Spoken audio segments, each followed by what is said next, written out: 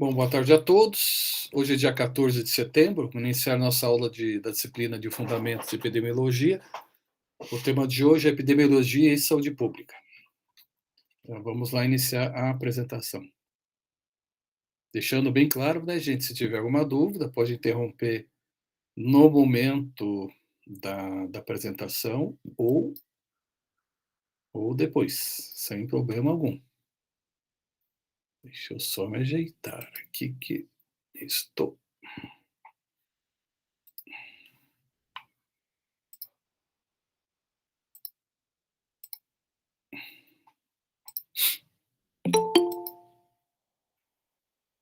O que eu fiz aqui? Tá, tem gente entrando aqui, vamos.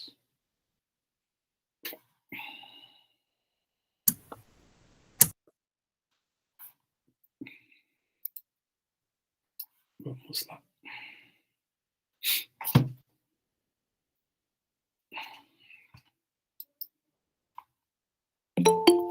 Opa, gente entrando.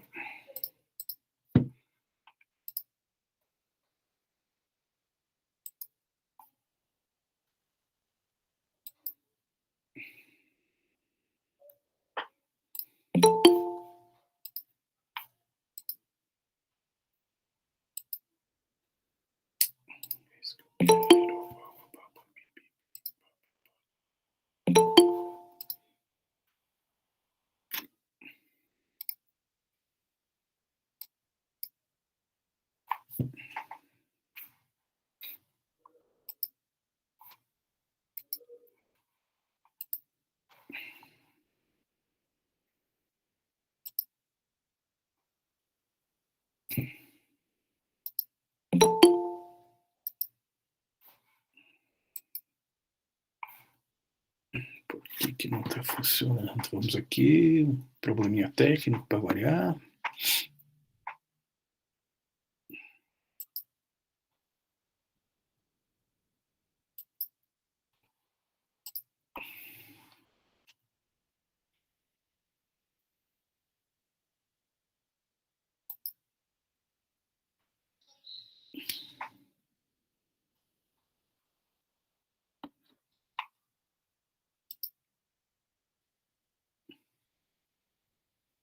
Vixe, Maria, o que aconteceu aqui?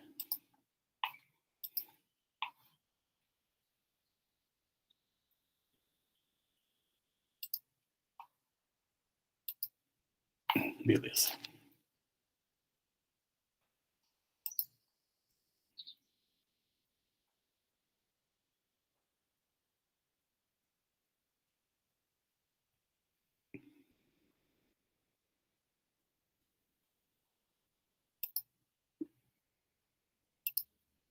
Vocês estão visualizando, né, gente? Sim. Ok, está se mexendo, tudo tranquilo, está vivo aqui o slide, né? Tudo bem? Tudo certo. Então tá bom. Deixa eu só ver uma coisa se eu consigo melhorar aqui para mim, aqui, porque senão. É isso que eu quero fazer, não. Para vocês fica muito pequenininho, né? Desse jeito. Fica. Fica, né?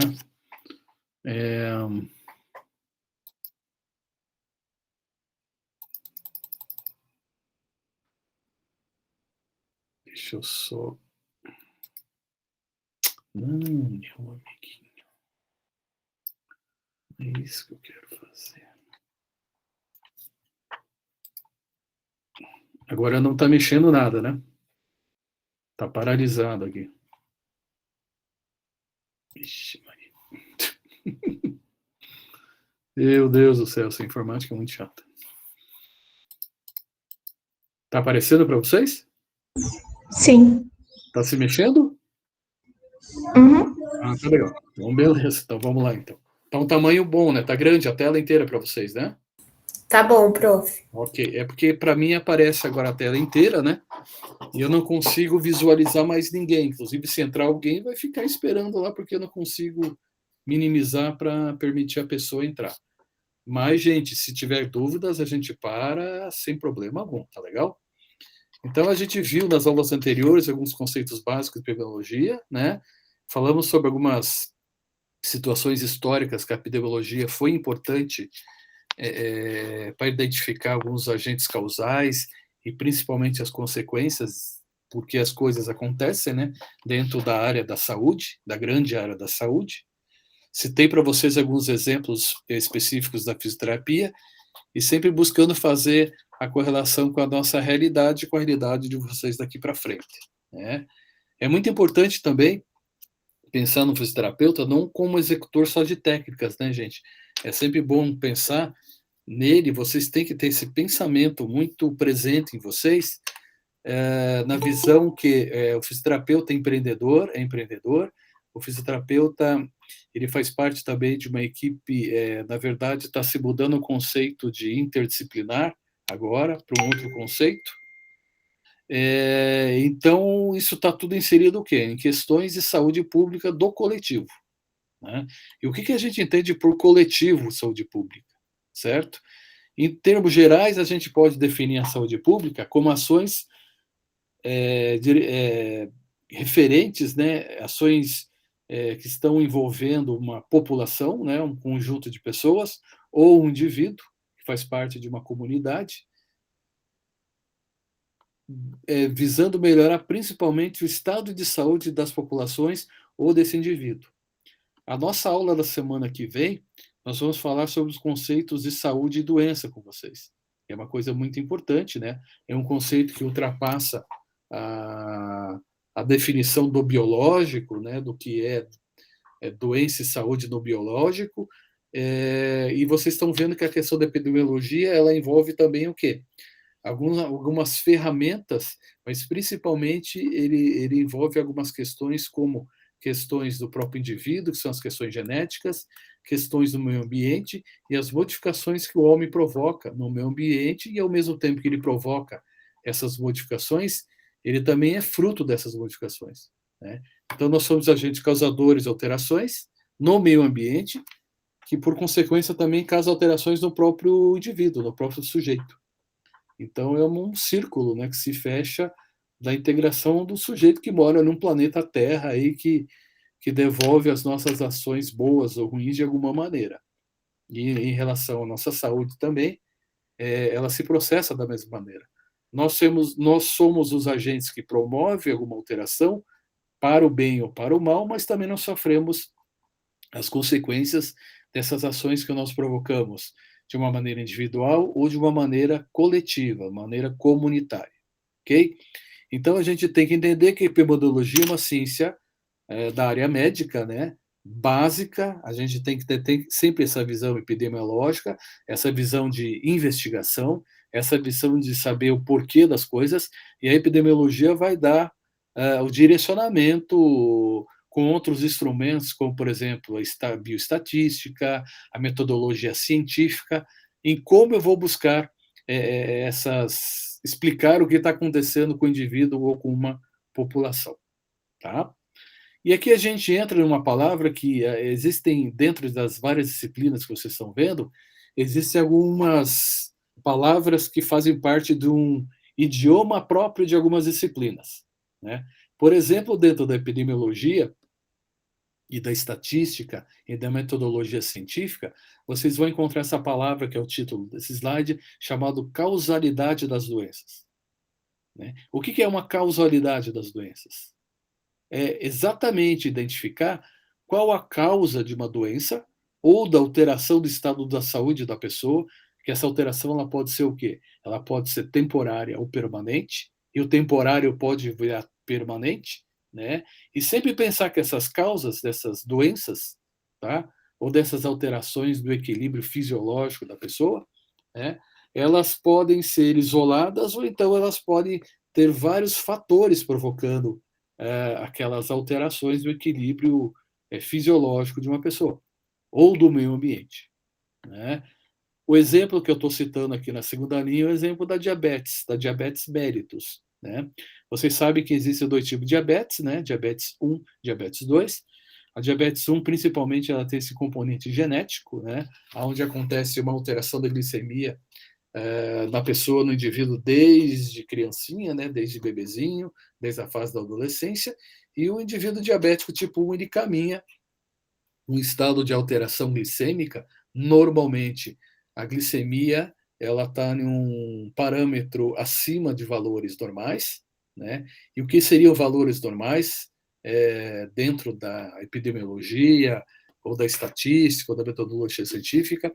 Esses valores eles variam com o tempo. Vou dar o próprio exemplo da diabetes, né? Para saber se o indivíduo é diabético hoje, em 2021, né? Você faz o teste de glicemia lá no sangue, jejum de manhã, tal. E o número tem que dar 100 decilitros por mililitro, né? O número de 100, uma unidade de 100, tá? Na unidade de 100, 100, né, já é considerada como diabetes. Isso aí, há 10 anos atrás, não era considerado diabético, né? Era considerado como uma síndrome metabólica. Síndrome metabólica, traduzindo um pouquinho para que se possa entender isso, seria como uma pré-diabetes, né? Ou seja, a glicemia, e vocês sabem que a glicemia é muito importante, porque junto com o oxigênio, com hormônios, neurotransmissores, né, o glicogênio, né, ele ativa várias funções do nosso corpo, não só contração muscular, ele ativa a função de todos os órgãos, né? Ele que alimenta o quê? A mitocôndria, que promove a atividade celular, um dos exemplos que ele atua, né? Então, por exemplo, alguns anos atrás, né, era considerado esse valor de 100 como pré-diabetes, ou então uma síndrome metabólica. Hoje em dia, a síndrome metabólica já está em níveis de tipo 90, né? Então, os valores vão se alterando, né? Dependendo da data e dependente principalmente dos componentes genéticos, porque normalmente esses componentes genéticos eles estão alinhados com outras doenças, né? E os fatores ambientais, como o meio ambiente pode provocar o surgimento, então a intensificação de alguma doença, por exemplo, a diabetes. Hoje em dia já se sabe que o que mais aumenta na diabetes é a diabetes do tipo 2, que é a diabetes que se adquire durante a vida, normalmente causada por uma outra doença, ou então um termo que a gente usa como doença, que nós chamamos de comorbidade, né? Um termo que vocês vão escutar bastante daqui para frente, né? Uma outra comorbidade que normalmente está presente com a diabetes é a hipertensão arterial, a pressão alta. O grande problema da hipertensão arterial é que a hipertensão arterial ela apresenta alguns componentes e quando acontece uma alteração, uma alteração da pressão arterial, ou seja, a diferença da pressão sistólica e diastólica, a pressão máxima e a pressão mínima, né, acontece de uma maneira silenciosa. Então, indivíduos jovens, nós estamos encontrando cada vez mais indivíduos jovens hipertensos, e esses indivíduos jovens hipertensos, eles estão apresentando uma série de complicações, complicações vasculares, como, por exemplo, edema de membros inferiores, nas pernas inchadas, que pode levar a uma deficiência como varicosidade, as varizes, que pode levar a uma trombose venosa profunda, ainda problemas vasculares, a própria hipertensão arterial, né, a pressão alta, em alguns casos também a hipotensão arterial, né, a pressão baixa, ou então em alguns casos, mas isso acontece em indivíduos com idade mais avançada, depois dos seus 40 anos de idade, onde acontece uma alteração entre hipo e hipertensão arterial, né? Fica flutuando entre hiper e hipotensão arterial. Então, são complicadores, são comorbidades que vão se associando, por exemplo, a uma diabetes. Ou seja, o indivíduo que tem hipertensão arterial, que é uma doença silenciosa, que não demonstra nenhuma alteração orgânica, ele continua fazendo a sua atividade física, ele continua fazendo o seu sedentarismo, ele continua fazendo as suas atividades normais, até os 20 e poucos anos, se ele não tiver um desequilíbrio, por exemplo, de peso, um desequilíbrio hormonal, né, ele não vai desenvolver uma outra comorbidade como a diabetes.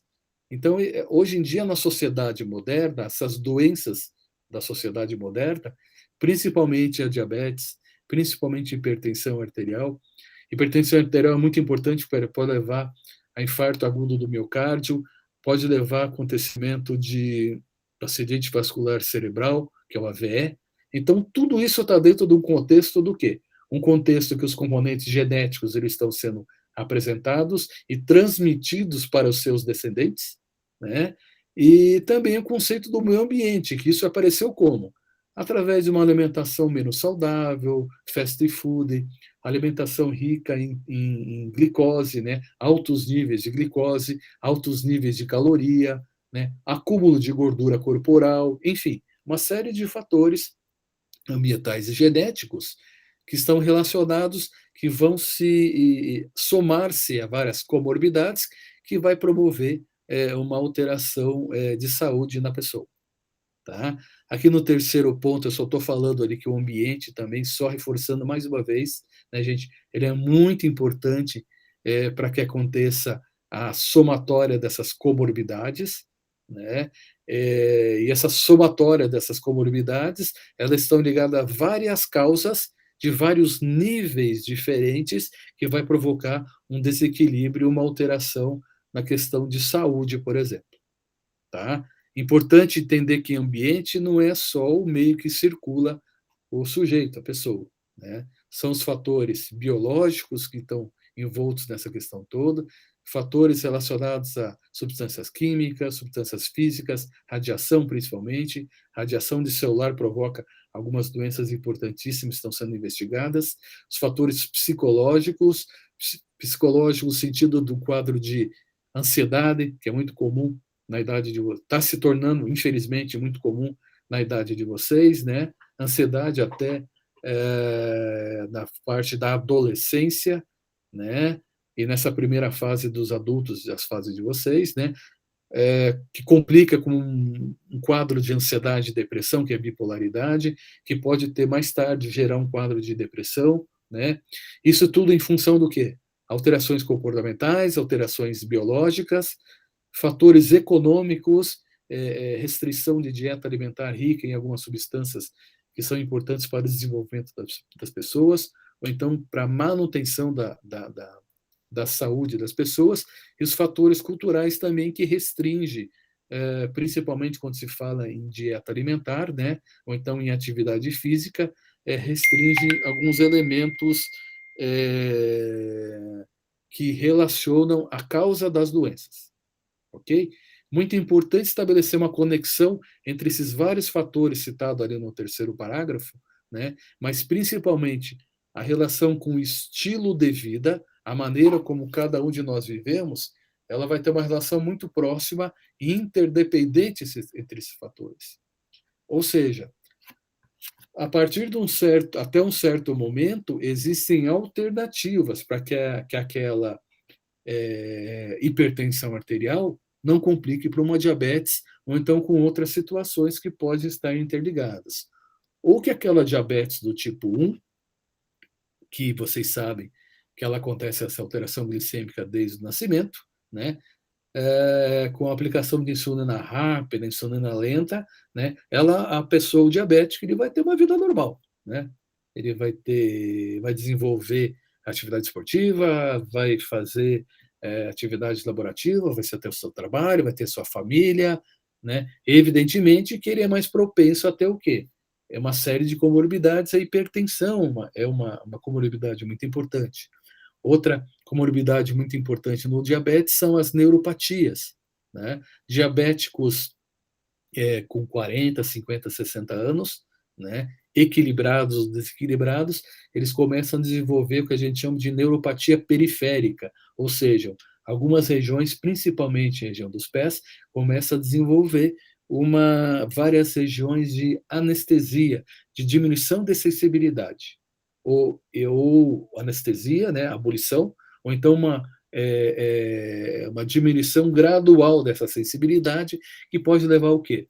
Pode levar a formação de feridas por contato, né, que é o famoso pé do diabético, onde ele já não tem, ele já tem alteração de sensibilidade, ele tem formação das escaras, que são umas feridas nos pés, né? E onde tem uma ferida, onde tem uma solução de continuidade com o meio externo, é um campo de entrada do quê? Vírus, bactérias e outras situações nesse sentido.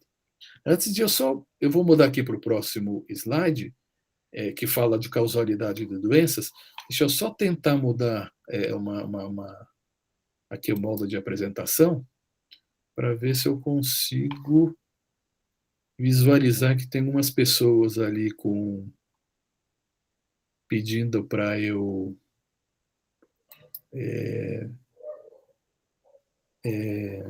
permitir aqui. Eu vou fazer só, vocês me permitem fazer rapidamente só essa liberação dessa galera aqui, e daí a gente já volta para o modo inteiro daí, ok? Deixa eu só ver se eu consigo. Ok, então. Voltamos para o slide inteiro, gente? Tudo bem? Sim. Vocês estão vendo na tela completa, né? Isso. Beleza. Vocês estão vendo a minha cara bonita do lado do slide ou só o slide? Também. Também, tá bom. Bonito é bom, né? Tá bom, então. Então, aqui, causalidade das doenças, né, gente? Isso aqui de uma maneira geral. O que acontece? Né? Na verdade, eu tenho várias formas de atuação dentro da área de saúde, né? Que seriam as formas de atuação na área primária, secundária e terciária. Na área atuação do profissional da área de saúde, do fisioterapeuta nas áreas primárias, secundárias e terciárias, ela tem a ver com complexidade do atendimento. Por exemplo, uma atenção na área primária, dentro do Sistema Único de Saúde, é aquela atenção de baixa complexidade, onde é feita, por exemplo, uma consulta ou feito um procedimento. Por exemplo, uma sessão de fisioterapia, é atenção primária, certo? Atenção secundária já seria onde tem uma exigência maior de complexidade, que é a grande maioria do que é feito no ambiente hospitalar. Internação em leito hospitalar, atendimento em emergência, até o próprio atendimento numa unidade de terapia intensiva é uma atenção secundária, né? E a atenção terciária seria aonde eu tenho a exigência, né, a necessidade de alguns recursos extremamente especializados para promover o equilíbrio, né, a restituição, ou então a manutenção, ou então de maneira paliativa, né, ou de maneira efetiva da saúde da pessoa. Como, por exemplo, a realização de uma ressonância magnética, a realização de uma tomografia computadorizada, a realização de uma hemodiálise, né, que vocês sabem que problemas renais, né, problema nos fígados, desculpe, problemas nos rins, né, não no fígado, né, o fígado é problema hepático, mas problemas renais, eles levam a pessoa a que os rins não funcionam de uma maneira correta e não façam a sua função principal, que é a filtração de uma série de substâncias, e a pessoa tem que ficar presa em uma máquina, né, reciclando aquele sangue durante 2, 3, 4, 5 horas. Né? Então, esses são os graus de atenção. Só que graus de atenção estão ligando também a graus de intervenção. No slide que vocês estão vendo, eu só coloquei, por exemplo, a intervenção preventiva. Né? Intervenção preventiva, vamos voltar ali no caso da diabetes, do tipo 1 ou do tipo 2, seria no sentido do quê? Sempre orientar essa pessoa que é diabético tipo 1 ou 2, sempre orientar essa pessoa para que, olha, tome cuidado, veja sempre o seu nível de glicemia, veja se você vai precisar usar insulina, ou então alguns comprimidos que controlam a glicemia, né? Veja se você não vai tendo perda de sensibilidade no pé, na ponta dos dedos, nas mãos, em extremidades primeiro. Veja se você não vai apresentando também um problema de visão, né? Que são as complicações do quadro clássico do diabetes, né? O diabético, ele tem alterações de visão no estágio médio para terminal, como catarata, né? É uma dessas alterações que acontecem, né? Então, veja se não tem também, em relação a diabetes, também alterações vasculares, né? Pés e mãos inchadas, formação de feridas que não cicatrizam muito bem, né? Se quando se fura ou se machuca, né? Então, a solução de comunidade fica muito tempo o sangue fluindo e a cicatrização também acontece num tempo menor, ou não acontece a contento, que pode acontecer isso no grau avançado. Então, tanto com a patologia instalada, né, a diabetes estando instalada, no grau 1 ou no grau 2, né, a gente pode, pensando como profissional da área de saúde, né, interdisciplinar, tomar algumas ações preventivas a isso. Então, a orientação vai ser isso. E a orientação da fisioterapia vai ser justamente no sentido do quê? No sentido de promover o exercício terapêutico, promover uma correção postural para evitar uma série de situações, verificar se existe um perfeito mecanismo de marcha, né, do andar, e mecanismos posturais que influenciam a descarga de peso naquele pé, naquele joelho, naquele quadril, que pode levar à formação de feridas, por exemplo. Né? Então, é uma intervenção que preventiva, mas no sentido que a doença já existe. E a intervenção pode ser preventiva, no sentido que a doença ainda não está instalada, né? Mas nós sabemos que daqui a 5, 10, 15 ou 20 anos a pessoa vai ter alguns sinais clínicos, né? Alguns sinais dessa patologia, como esses que eu citei da diabetes para vocês. Então, tem como a gente prevenir a intensidade, né, ruim daqueles sinais no futuro próximo, ou para essa pessoa que já tem diabetes do tipo 1, prevenir as complicações também que vão acontecer, só que de uma maneira mais precoce, mais cedo, do que quem tem a diabetes do tipo 2. Então, a intervenção preventiva tem nesse sentido, tá, gente? De não ter a patologia, mas já saber o que pode acontecer daqui a algum tempo, ou ter a patologia e prevenir algumas complicações que podem acontecer a curto, médio e a longo prazo. Esse é o grande segredo da fisioterapia. E vocês estão começando a ter essa série de informações, e vão ter muito isso nas outras séries também, para tentar estabelecer a relação da causa das doenças, né? E também estabelecer o quê? Estabelecer como é que vocês vão fazer um tratamento a curto, médio e a longo prazo. Isso é muito importante. Isso aí vai garantir o segredo profissional de vocês. Mas se vocês não souberem as consequências lá no final, né, as consequências já instaladas, que tem o quê? Não cura, mas que tem atuação de uma maneira paliativa, né? Você não cura, mas você melhora o estrago, né? Você melhora o que a doença causou, e também de uma maneira paliativa. Ok? Então, é muito importante vocês entenderem, já perceber esses níveis de atuação, primária, secundária, terciária, e perceber que a intervenção, por exemplo, preventiva, ela acontece com a patologia instalada ou pensando-se nas complicações que podem acontecer em algum momento. Evidentemente que eu não coloquei aqui, não escrevi também, mas também existe a intervenção o quê?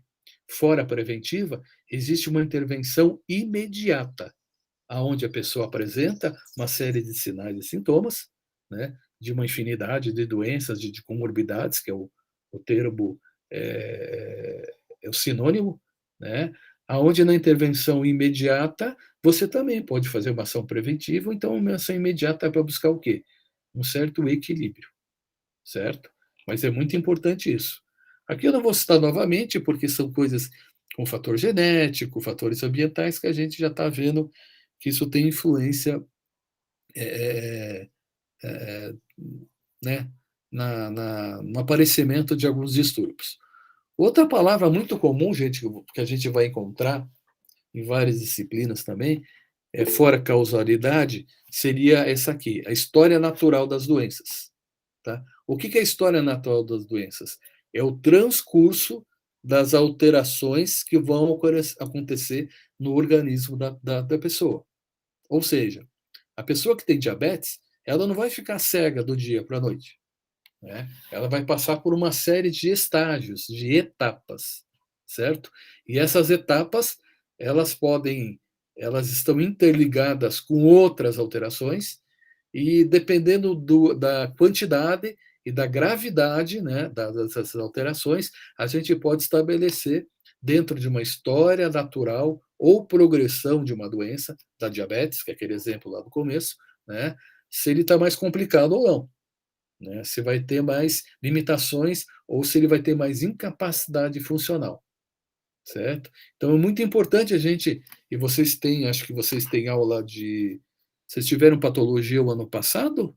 Estão tendo patologia? Não, prof, ainda não. É o ano que vem, eu acho, né?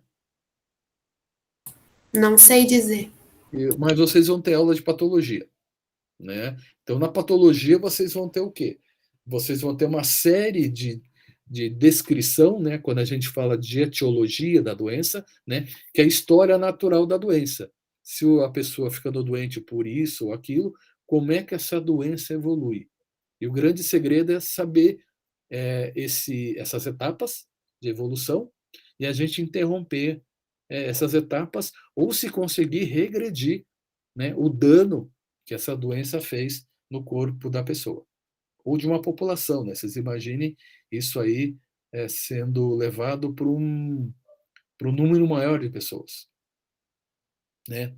Então, o que que eu quero dizer com isso, né, gente? Que quando acontece, né, a comorbidade, ou a causalidade, as causas de uma doença, né, na verdade vai acontecer o quê? Né? Uma alteração na saúde do indivíduo, né? Essa Professor, alteração. Oi? desculpe o incômodo, mas tem uma menina pedindo para entrar. Deixa eu ver se eu consigo diminuir aqui. Opa, não, eu aumentei. Eu quero diminuir. Agora eu sumi. Ah, meu Deus.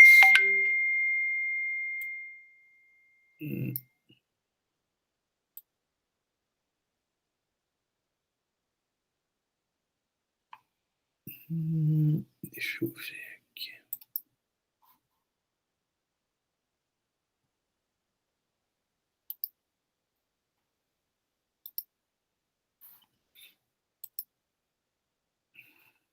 Eu não estou conseguindo voltar na tela do nosso amigo Meet aqui. Deixa eu tentar aqui pelo. Tá, voltei. Uhum. Vamos ver se eu consigo minimizar e ficar ao lado. Voltou o slide para vocês? Oi, gente? Não, prof. Não voltou? Não, professor. O senhor parou de compartilhar a tela. Ah, eu não apertei aquilo, mas vamos apertar de novo aqui. Então. Vamos lá. Vamos voltar.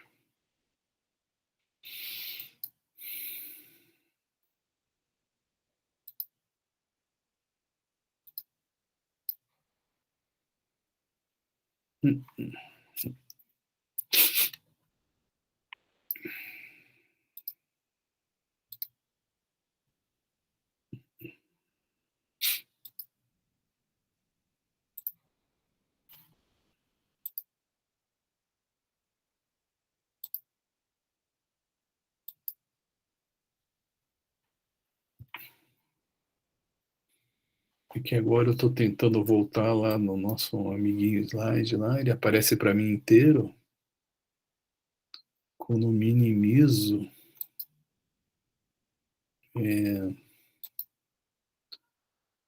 o meu compartilhador aqui, ele não encontra vocês aqui. Deixa eu tentar aqui. Vamos ver.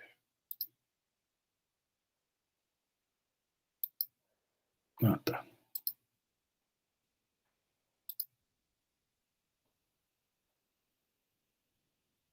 Agora voltou, gente?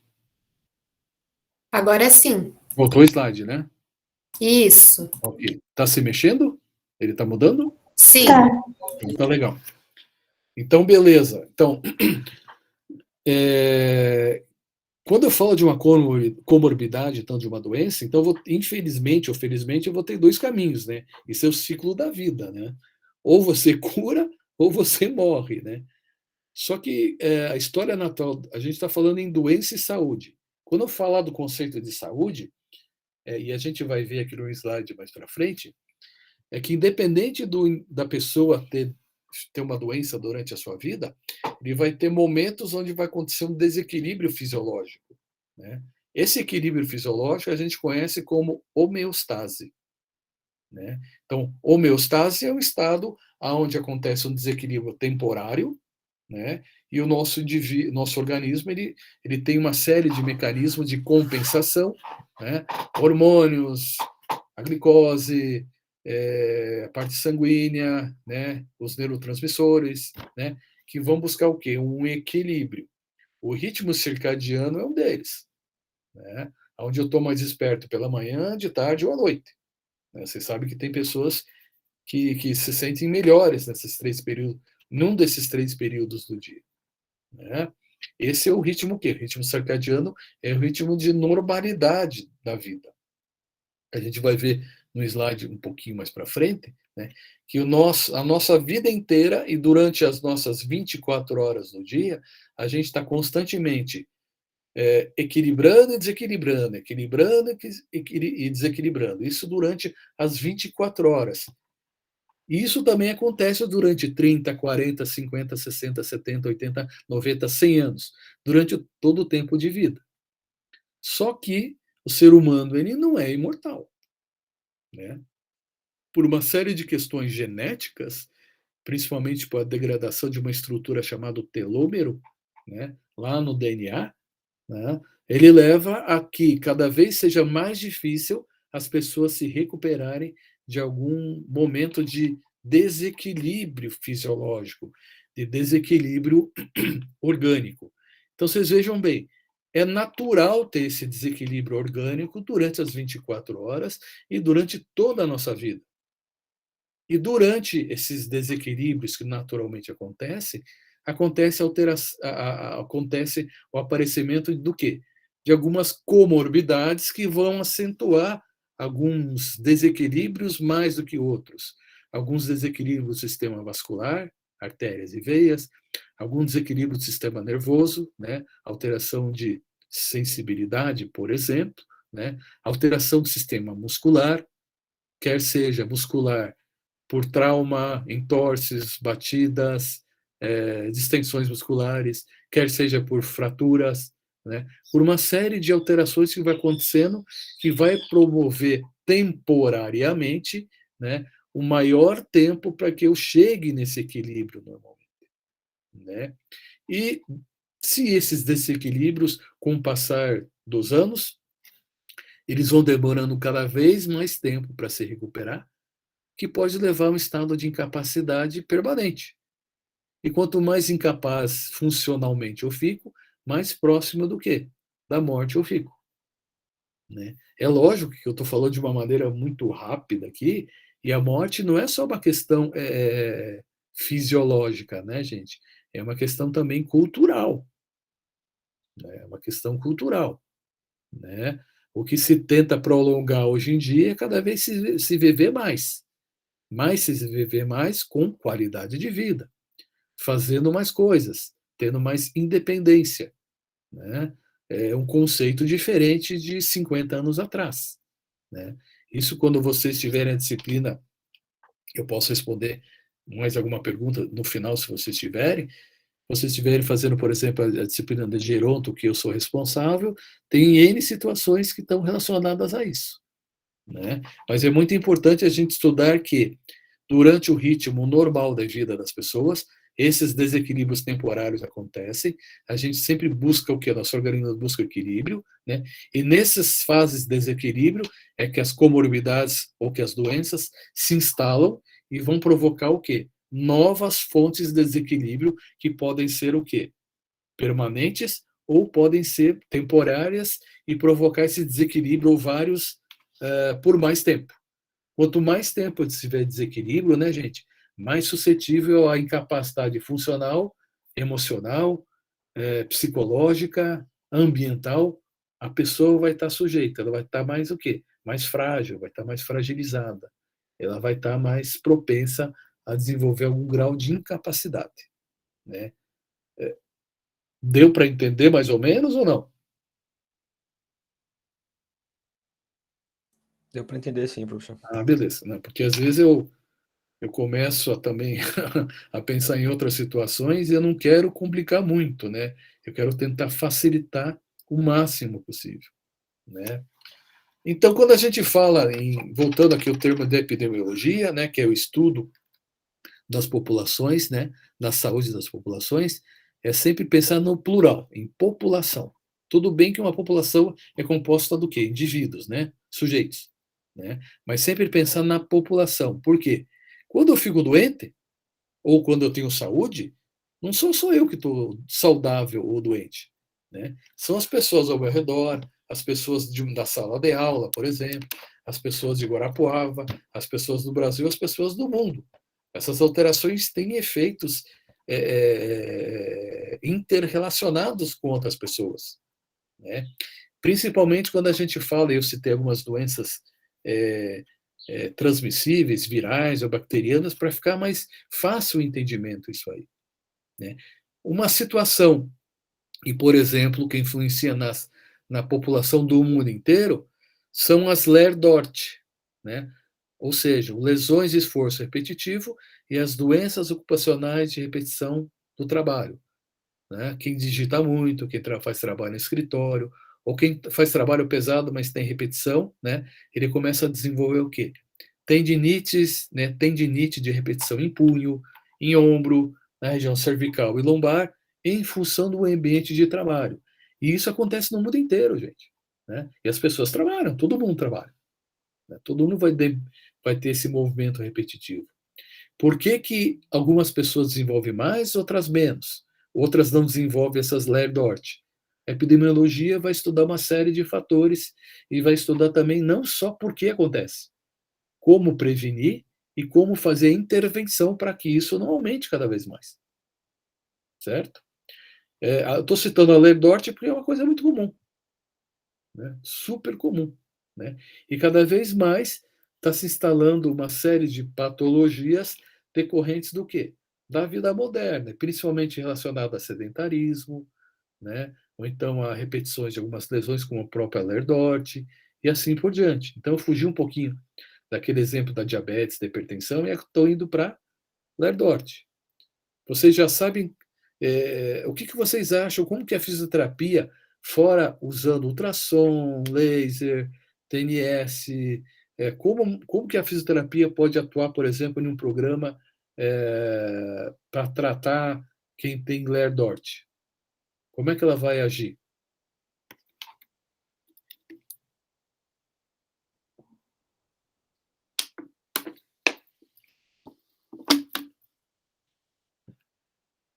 Como é que vocês acham que ela pode atuar? Um programa para atuar de maneira curativa, como está em vermelho ali no terceiro parágrafo, e preventiva também. E vocês estão entendendo que o conceito de prevenção não é o cara que não tem nenhuma doença, não tem nenhuma alteração, e prevenir com que ele não tenha nenhuma. Pode ser sim, mas é a pessoa que já tem uma alteração, uma comorbidade, uma doença, né? E prevenir que ela avance essas incapacidades funcionais.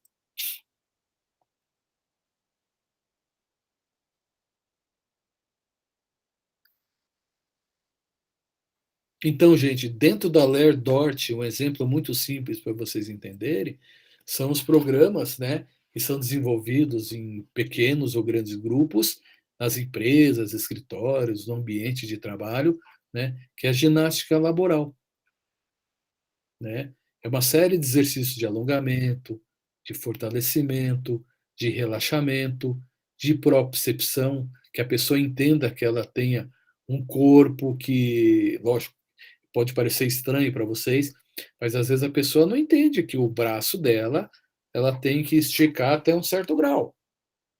É normal esticar até um certo grau. Às vezes ela quer esticar o máximo, aumentar a amplitude de movimento, ou segurar aquela amplitude de movimento que ela acha que não deve ser o ideal, porque senão ela vai sentir dor, por exemplo, né? É muito interessante a ginástica laboral, né? Em preventiva ergonomia, que vocês vão ter, eu acho que o ano que vem, né?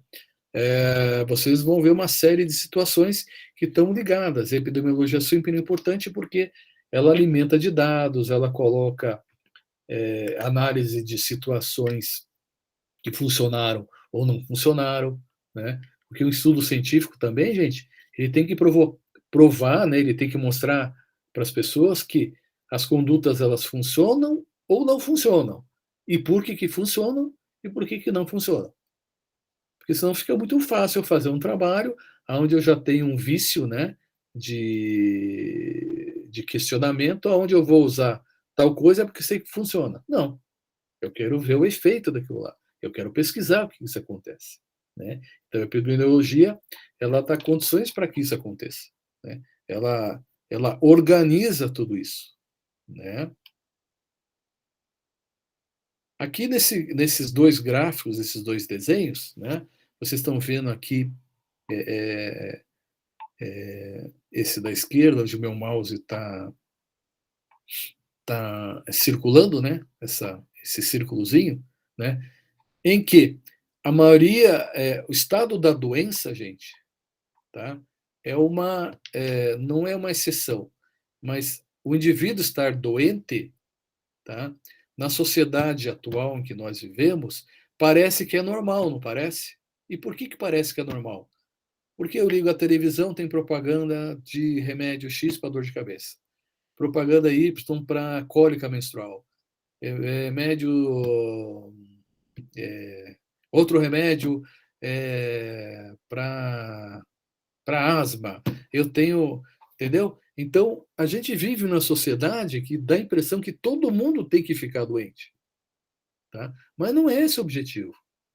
O objetivo é o quê? É saber que nós somos seres, nós somos indivíduos, nós somos sujeitos, que a capacidade principal é o quê? Saúde, né? Equilíbrio, que nosso organismo ele tem capacidade de equilíbrio, né? Em que o indivíduo tem que buscar o quê? Saúde e qualidade de vida, né? E não ficar refém às grandes indústrias farmacêuticas, por exemplo. Não sei se vocês já pensaram sobre isso, né? O que se faz aí é uma propaganda absurda, né? Os gastos absurdos também que se tem na indústria farmacêutica, né? Isso não acontece à toa.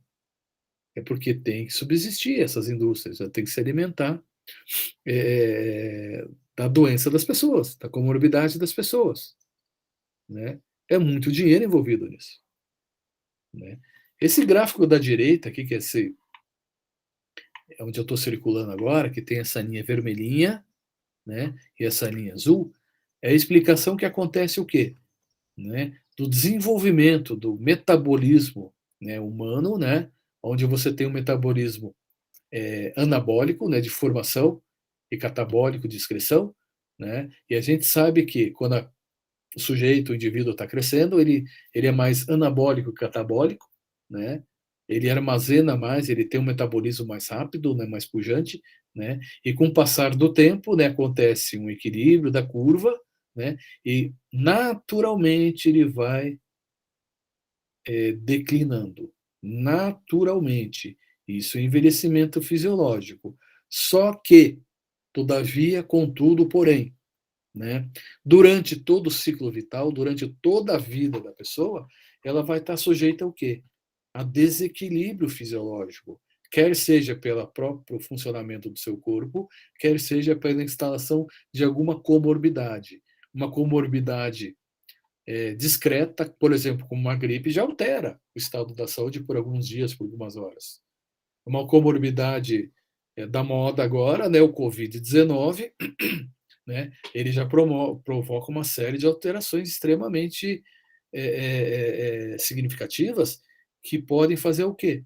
Pode levar o indivíduo da morte, né, a situação da morte mais precoce do que seria acontecer durante o seu envelhecimento fisiológico, esse declínio fisiológico.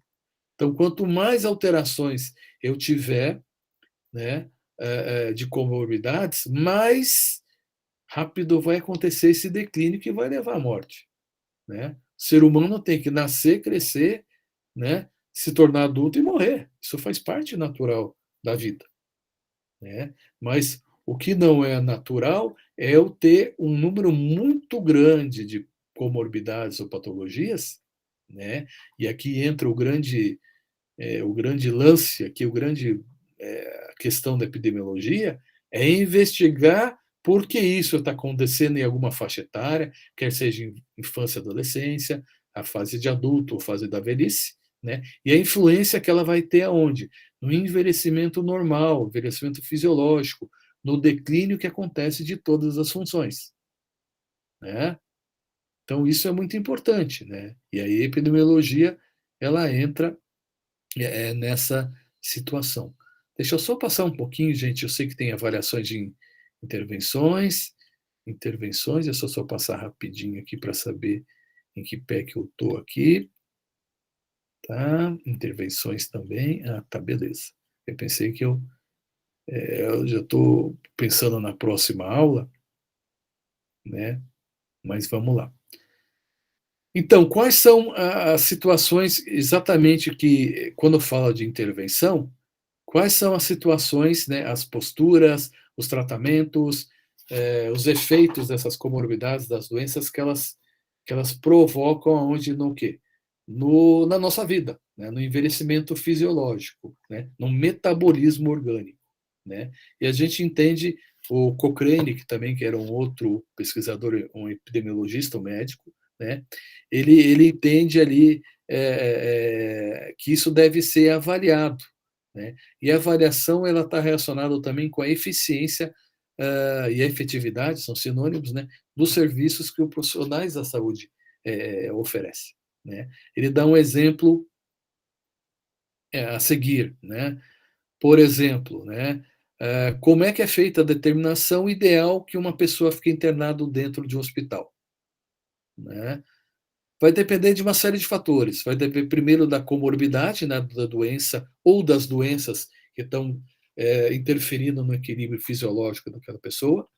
Vai depender do ambiente hospitalar também na questão relacionada a custo, a quanto financeiramente custa a pessoa estar internada no hospital, numa unidade de terapia intensiva, né? Sendo que ela poderia estar em casa, ou então numa unidade que não é uma unidade hospitalar, mas ambulatorial, em que eu tenho que pensar que eu tenho a população, ela está aumentando, né, no mundo inteiro, né?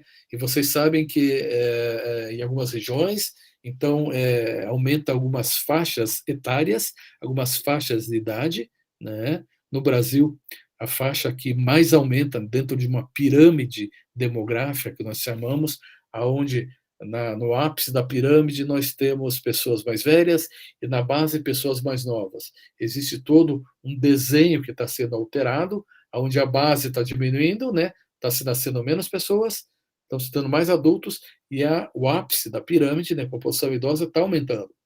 Isso não é uma coisa de agora, é uma coisa que já está acontecendo há 15, 20 anos. Isso determina o quê? Custo financeiro para a sociedade. Então, quem paga o internamento, direta ou indiretamente, através de impostos, ou então através de contribuições, somos todos nós, é a sociedade que paga isso, né? Evidentemente que não é só questão financeira. Quanto mais tempo ela passa internada no ambiente hospitalar, mais sujeito ela está a contrair algumas comorbidades. Por exemplo, as infecções hospitalares. Que não é só infecção, desculpe, ela não acontece só no ato cirúrgico, principalmente, né? Mas ela acontece, a principal forma de infecção hospitalar acontece no contato entre o profissional que vai tratar aquela pessoa no leito hospitalar e ela não faz, por exemplo, uma coisa que parece ser absurda, ridícula, uma correta higienização das mãos, por exemplo. Tá? É uma coisa básica, uma coisa que acontece, mas é uma fonte que até hoje, em qualquer ambiente hospitalar, ela tem que ser muito bem trabalhada, essa questão. A questão da higiene, né?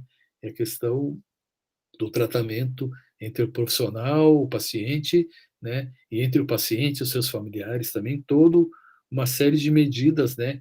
Que é o terceiro item ali, que é a eficiência das medidas sanitárias no controle de alguma situação, né? E ali ele está colocando um exemplo no terceiro tópicozinho, né?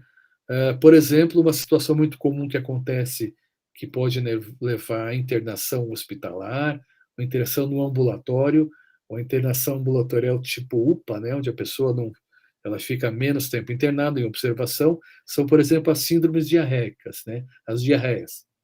pode ser uma diarreia alimentar, pode ser uma virose, que é muito comum, vocês estão vendo cada vez mais esse termo como virose, ou então pode ser, por exemplo, um sinônimo de um COVID, se tiver outros sinais e sintomas comprovados através de testes, né, que estão acontecendo concomitantemente, ao mesmo tempo, simultaneamente, com um quadro de diarreia. Então, existem várias situações para avaliar o tempo de internação hospitalar ou o grau de intervenção que vai ter com aquele indivíduo, e a epidemiologia ela direciona, né? Ela estabelece o quê? Procedimentos. Né? E o termo técnico para um procedimento se chama protocolo.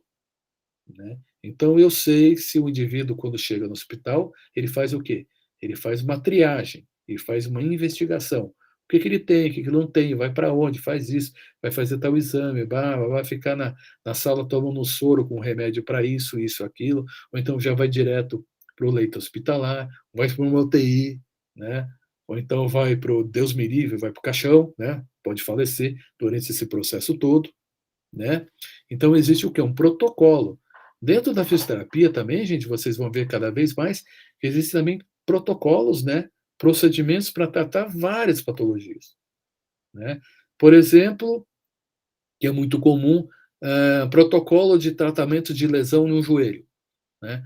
Lesão do joelho, eu posso ter lesão de ligamentos cruzados anteriores e posteriores, eu posso ter lesão de meniscos laterais e mediais, ligamentos colaterais, mediais e laterais. Eu posso ter, por exemplo, lesão também dos tendões patelares. Então, eu tenho que identificar qual ou quais ligamentos estão lesionados, sem intervenção cirúrgica, né? É lógico que eu não vou fazer cirurgia, né? Eu posso fazer um trabalho pré-operatório, ou então pós-operatório, né? Para que aquela pessoa tenha uma recuperação da capacidade funcional mais rápida. Né? Então, tudo isso são o quê? Etapas e são protocolos que a gente tem, ou a gente consegue planejar o quê? Uma intervenção, uma atuação. Tá? Aqui tem um exemplo hospitalar, mas eu estou fazendo um paralelo também com a intervenção que eu posso ter dentro da nossa área. Tá bom? Aqui é só, na verdade, isso que a gente está falando, né? De uma outra maneira, de uma maneira gráfica, né? Ainda como intervenção também, né? Só ressaltar que a epidemiologia ela está se expandindo também para outros campos, como, por exemplo, de alguns fármacos que possam servir como marcadores de algumas patologias, de algumas comorbidades, de algumas causalidades. Por exemplo, as nanopartículas, elas marcam algumas doenças e elas tratam essas doenças a um nível celular, molecular, extremamente pequeno. Né? Que tem a ver também com a parte molecular, que tem a ver também com a parte genética, as nanopartículas e outros métodos terapêuticos também, né? E cada vez mais está se desenvolvendo exames, né? Por exemplo, na epidemiologia genética, vocês têm o nosso exemplo diário aqui, que se torna muito importante identificar qual a cepa, né? Qual a mutação do vírus do Covid-19, para saber se ele é mais ou menos transmissível, ou então se ele tem as mesmas etapas de desenvolvimento que as outras variantes, as outras mutações virais. Né? Isso é muito importante. Né? Então, os delta, né, a primeira variação, os vários nomes para que se dão para o Covid também, é muito importante estabelecer também que isso vai ter um efeito o quê? Genético localizado, né? E desenvolvimento do quê? De métodos de identificação e complicação que são as comorbidades que podem estar ligadas a várias patologias e mais especificamente a do Covid, que é o exemplo para vocês. Né? Aqui eu estou só citando como molecular, onde a epidemiologia vai medir a exposição a substâncias específicas e a resposta que vai acontecer, né? Através de marcadores, através de características do próprio hospedeiro, né? Que várias patologias, algumas patologias vocês vão ver que tem preferência por algumas características fisiológicas em detrimento às outras, por exemplo, né? Por exemplo, a osteoporose, né, que é a desmineralização dos ossos, né, os ossos ficam mais fracos, mais quebradiços, né, ela é muito mais frequente nas mulheres que nos homens. Né? Doenças reumáticas, né, como osteoartrose, ela é muito mais comum em mulheres do que em homens. Né? Doenças vasculares, né, trombose venosa profunda, varizes, varicosidades, ela é muito mais frequente em mulheres do que em homens, e ela é muito mais frequente em indivíduos da raça negra do que da raça branca. Né? Então, existe uma série de características que, dependendo da característica do hospedeiro, né, da pessoa que habita ali aquelas comorbidades, né, que pode ser inúmeras ou uma, por exemplo, né, a parte molecular é muito importante para identificar isso aí. Né? E a parte molecular, ela vai ter o quê? Ela vai ter alguns marcadores, ela vai ter algumas substâncias que são indicadores que pode estar desenvolvendo uma série de, ou uma comorbidade, por exemplo. Né? Isso acontece, a parte molecular, durante todo o nosso desenvolvimento, né, gente? Durante aquele gráfico onde mostrava lá, né, o envelhecimento fisiológico, na parte de infância, adolescência, fase adulta e a fase da velhice. Né? Isso acontece, a parte molecular, a parte fisiológica está constantemente sendo modificada ou modificável. Né? E a parte genética, o quê? Justamente identificar a relação que existe entre essa parte molecular com o que nós herdemos dos nossos descendentes. Né? Descendentes diretos, pai e mãe, segunda geração como os avós e os bisavós também.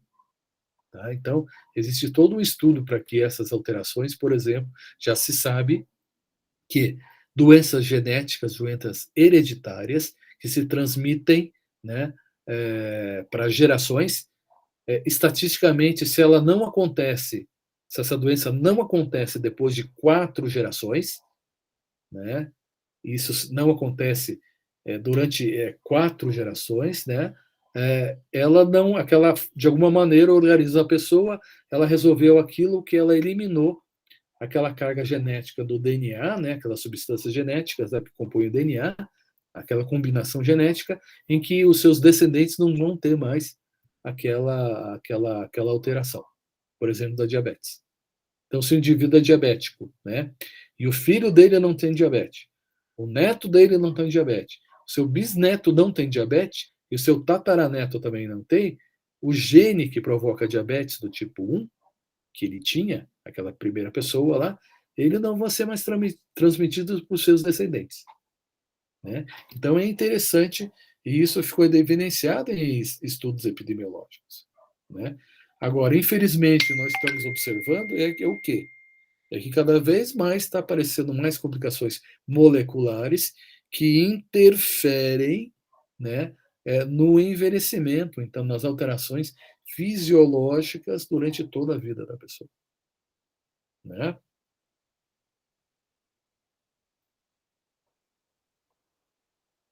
E aqui, só para terminar, tá, gente? A gente já falou desses componentes individuais, né, de cada pessoa, mas é muito importante que, como o tema é saúde pública, é muito importante que seja identificada essas comorbidades, né? É muito importante que seja, além de identificado, que seja acompanhada com o que acontece com esse indivíduo ou com essa comunidade, ou o termo que nós usamos é com essa população, durante muito tempo, durante 5, 10, 15, 20, 30, 40, 50 anos.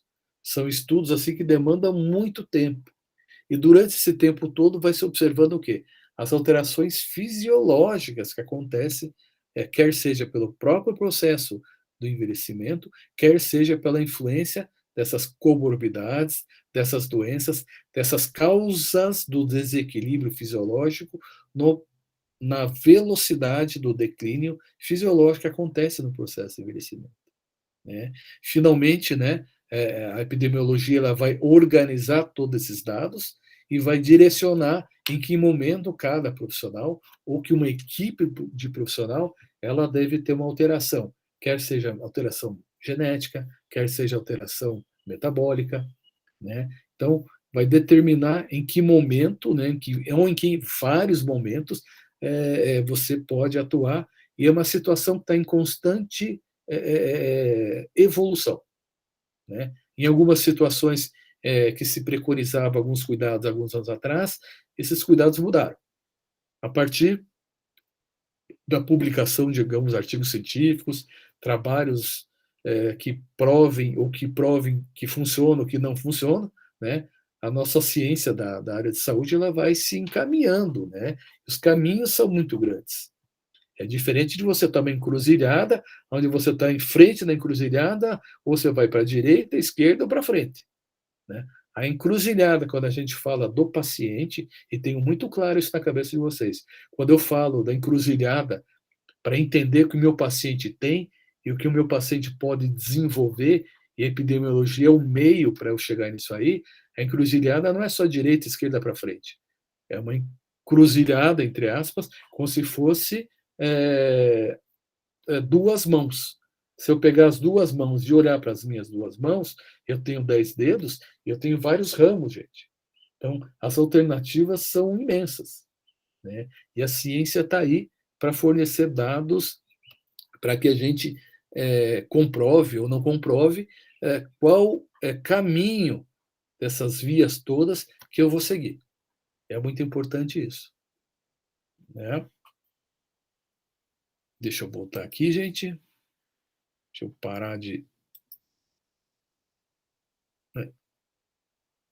Eu não quero apresentar mais, eu não quero mais parar a apresentação. Ok. Aí voltamos todos nós juntos, né? E daí? O que vocês me falam?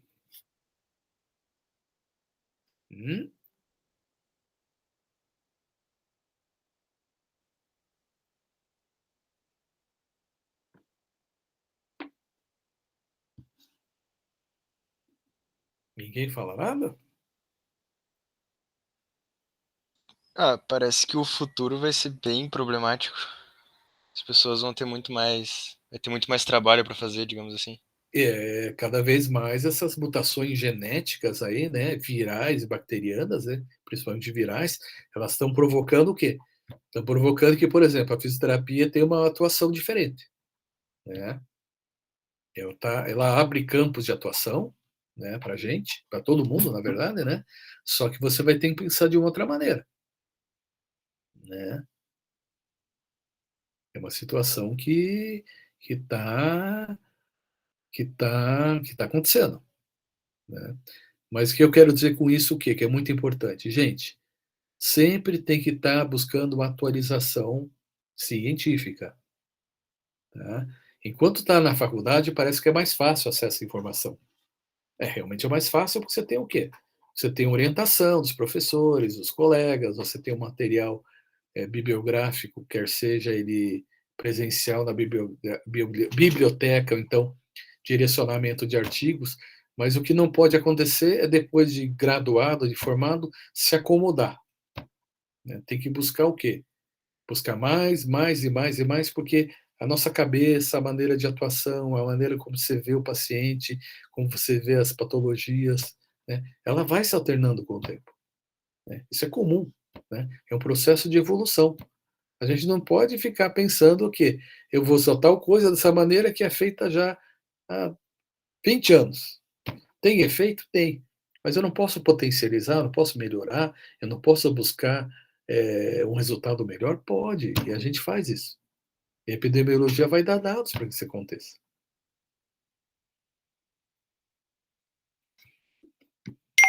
Já falei demais, para variar, né? Gente, alguém quer fazer alguma outra observação? Se não fizer, daí a gente vai pensar sobre isso e encerrar a aula de hoje.